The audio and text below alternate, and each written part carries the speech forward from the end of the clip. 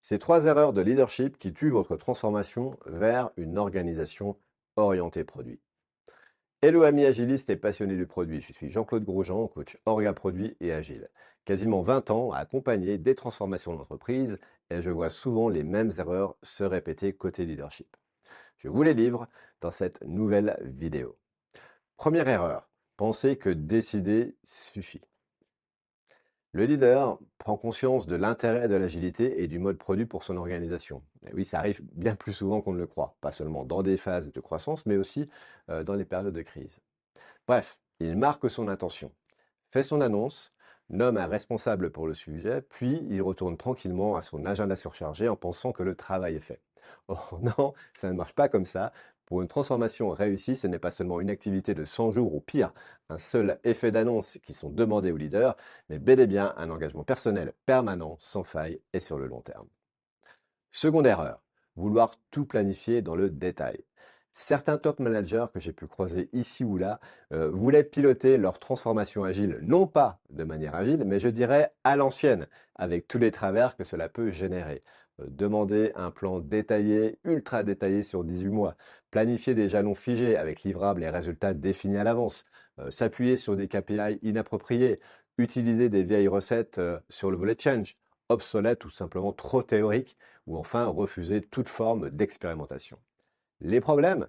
L'approche strictement top-down, trop rigide et sans réelle transversalité est évidemment insuffisante. Le tout prédictif a ses limites pour ce vaste changement culturel et structurel qui s'amorce et les dissonances avec la culture agile elle-même ne peuvent que s'accentuer. Et c'est justement ça, l'intérêt de ce type de transformation, l'intérêt de l'agilité. Accueillir l'incertitude, composer avec la complexité des systèmes, engager les collectifs, s'adapter et créer de la valeur en continu. Troisième erreur, négliger l'accompagnement du leader lui-même et de la leadership team. On revisite la structure, on cadre le lancement des équipes produits, on lance, on forme les équipes, on va mentorer les Scrum Masters, on va coacher les Product Owners et le leader et la leadership team. Eh bien, on les laisse bien souvent seuls face à leurs questions sans le moindre espace d'accompagnement, car au final, nous ne sommes pas si nombreux à savoir les accompagner.